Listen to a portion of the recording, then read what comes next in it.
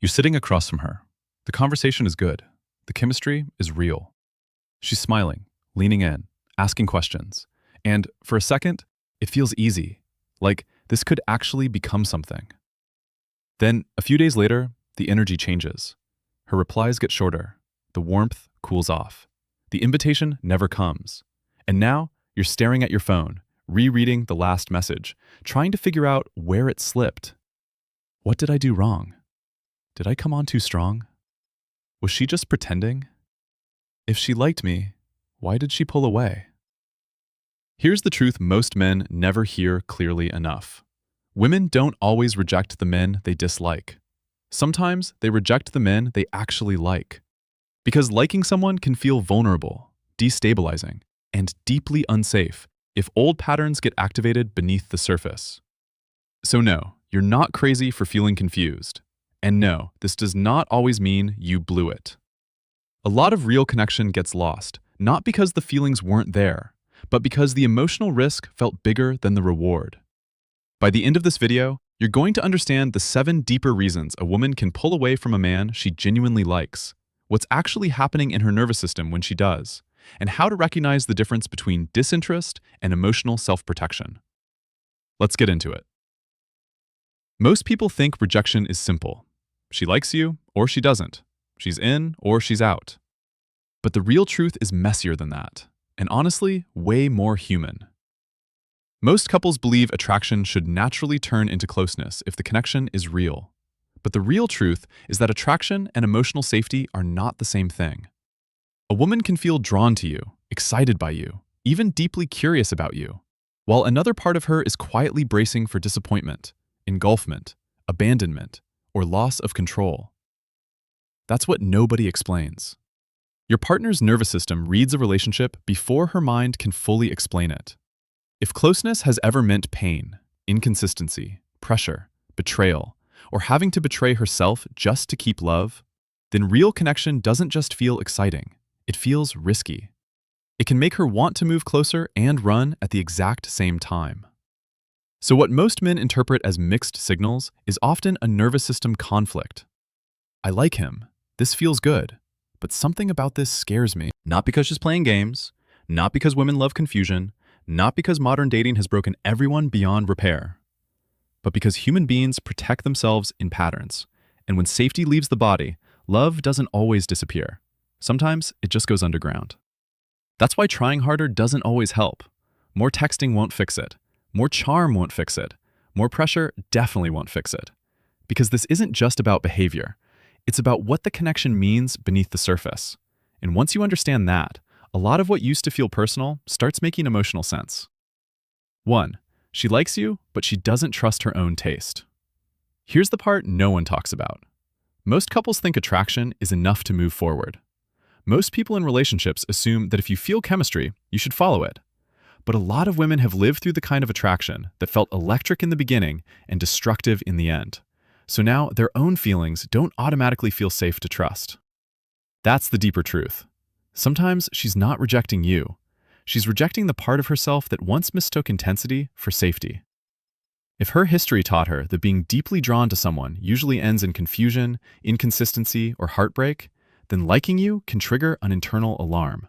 Her nervous system is saying, the last time you felt this much, it cost you. So even if you are emotionally available, her body may still read desire as danger.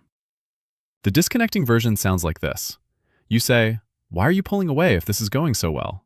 And what she hears is, I need you to move faster than your body is ready for. The connecting version sounds like this. You say, I like what's building here. No pressure. I'd rather move at a pace that feels real for both of us. And suddenly, her brain is quietly registering, I don't have to override myself to be close to him. That's when attraction stops feeling like a trap and starts feeling like a place she can actually breathe. 2. She feels too seen too fast. And this is the one most couples never figure out. Most couples think emotional depth creates instant connection. They assume that if the conversation is vulnerable early on, that means the bond is strong. But sometimes fast intimacy feels less like connection and more like exposure, especially to someone whose walls were built for a reason. Not because she's cold, not because she's emotionally unavailable, not because she can't handle a real man. but because being seen too quickly can feel like standing emotionally naked in a room before trust has had time to form. Presence without pacing can overwhelm the nervous system, and when that happens, she doesn't just feel close, she feels vulnerable without protection. So maybe you open up heavily on date 2. Maybe you start talking like you've known each other for years. Maybe you look at her in a way that says, I already know this is special.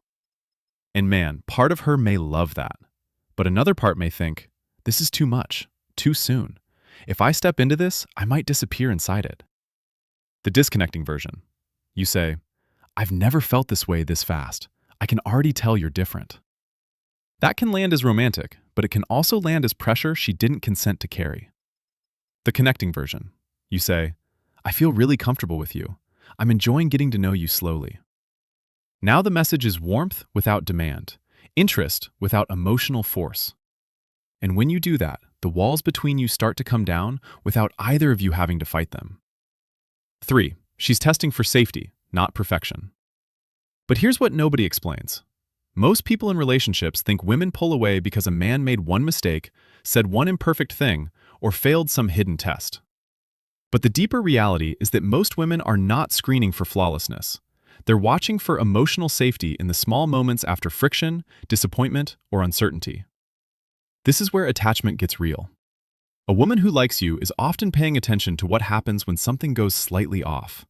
Do you get defensive? Do you withdraw? Do you punish distance with more pressure? Do you become less kind the second things stop feeling easy? Because repair matters more than performance, bro. A lot more. Your nervous system in dating is like a smoke detector. It cannot always tell the difference between a real threat and an old familiar pattern, so it sounds the alarm early. That's why a small moment can carry huge meaning beneath the surface. The disconnecting version. She says, Hey, I felt a little weird when you disappeared all day after we made plans. You say, You're overthinking. I was busy. The connecting version. She says the same thing. You say, That makes sense. I should have communicated better. I'm glad you told me. In one version, she feels dismissed. In the other, she feels emotionally safe enough to stay in the room. That's the shift that turns a relationship that feels like a negotiation into one that feels like a refuge. 4. She wants you, but she's still loyal to an old wound. Here's where it gets really interesting. Most couples think the present moment is the whole story. If two people like each other, they assume the connection should be judged only by what's happening now. But the truth is, nobody dates from the present alone. They date with memory. They date with scar tissue. They date with unspoken expectations built in rooms you were never in. Emotional distance isn't always a wall. Sometimes it's scar tissue. It forms slowly, then hardens quietly. So if her history taught her that love means overgiving, losing herself, getting chosen and then abandoned, or becoming emotionally responsible for someone unstable, then a good man can still activate old pain simply by getting close enough to matter. That's the contradiction. She feels safe with you in reality, but unsafe with what you represent emotionally.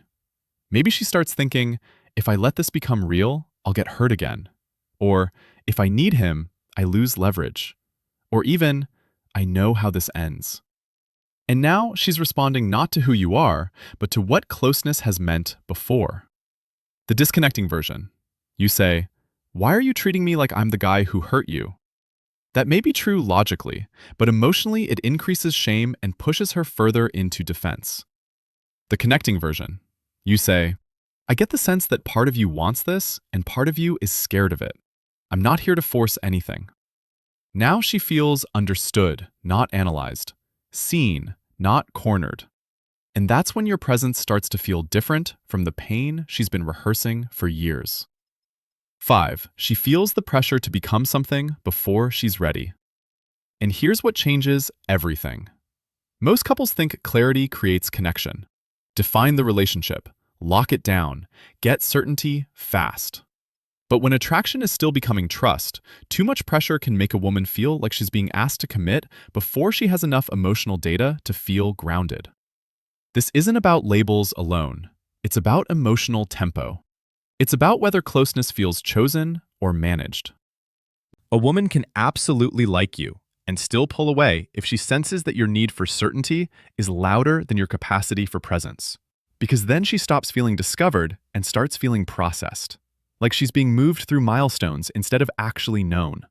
Not more reassurance, not more future talk, not more where is this going conversations, but two people staying honest long enough for something real to form.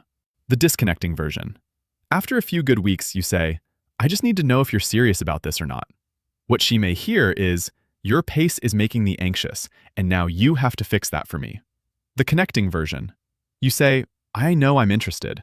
I also want this to unfold in a way that feels grounded for both of us. Now the energy shifts from demand to steadiness. And when you do that, she stops feeling like she has to defend her space and starts feeling invited to share it. 6. She doesn't feel emotionally met even though you're doing everything right. This is the one that confuses a lot of men. Most people in relationships think good intentions should be enough. If he's consistent, respectful, generous, and clear, then surely she should feel secure. But the deeper truth is that a woman can appreciate all of that and still pull away if she doesn't feel emotionally met in the specific way her inner world needs. Because connection is personal, not generic, not formulaic, real. Maybe you're reliable, but not present. Maybe you're attentive, but not attuned. Maybe you're saying the right things, but your energy feels performative instead of emotionally available. And women feel that fast. She may not even have language for it. She just knows something feels missing beneath the surface. Like the conversation looks connected on paper, but her body doesn't relax inside it. He's saying what I'd want to hear, something in her is thinking, but I still don't feel fully with him. The disconnecting version. She says, I've had a hard week. You say, I'm sorry, let me know if you need anything. The connecting version. She says the same thing. You say, you seem tired in a deeper way today. Do you want comfort, space, or just someone to stay with you for a minute? That second response lands differently because it shows presence. It tells her you're not just interacting with her words, you're meeting her experience. That's when your partner stops feeling like a puzzle to solve and starts feeling like someone you actually know how to hold. 7. She knows she'll have to betray herself to be with you. And this one is big. Most couples think rejection means the feelings weren't strong enough. But sometimes the feelings are strong. And the reason she walks away is because she can already sense that staying connected to you would require her to abandon parts of herself she fought hard to reclaim. This isn't always dramatic. It's often subtle. That's why it gets missed. Maybe you're not controlling, but you subtly punish honesty. Maybe you don't tell her not to have boundaries, but your mood shifts when she uses them. Maybe you say you want a strong woman, but when she disagrees with you, becomes busy, or protects her peace, you become withdrawn. And her nervous system catches that before her conscious mind fully names it. So even if she likes you, even if the chemistry is there, even if the potential feels real, a deeper instinct kicks in. If I stay here, I'm going to start shrinking. And that instinct is healthy. That's not sabotage. That's self-protection. The disconnecting version, she says, I need a night to myself. You say, okay, do whatever you want. And your energy turns cold for 2 days. The connecting version, she says, I need a night to myself. You say, got you. Take your space. We're good. Now her brain is quietly registering, I can be myself here without losing connection. This isn't a communication hack. This is just what emotionally mature love looks like. Two people staying connected without demanding self-erasure. And that's the shift that makes love feel like freedom instead of a slow emotional negotiation. So if a woman has ever pulled away from you, even though the connection felt real, don't rush to the easiest conclusion. Don't assume she was fake. Don't assume she was confused. And don't automatically assume you failed. Sometimes she didn't reject the connection. She rejected what the connection activated inside her. Sometimes she wasn't saying, I don't like you. She was saying, I don't feel safe enough yet.